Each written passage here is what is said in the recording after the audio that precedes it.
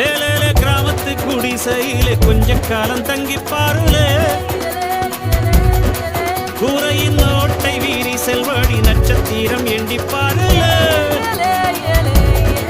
கூவும் செல்போனின் நச்சரிப்பை அணைத்து கொஞ்சம் செல்வண்ணின் உச்சரிப்பை கேட்போ வெறும் காலில் செருப்பின்று நடந்து மண்ணோடு பேசிக்கொண்டு போவோம் மழலைகள் ஆவோ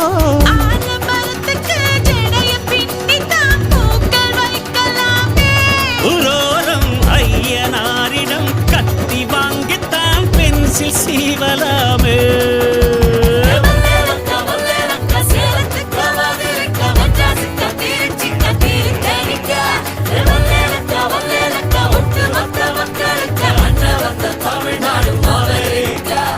காவிரி யாரும் கை குத்தல் அரிசியும் மறந்து போ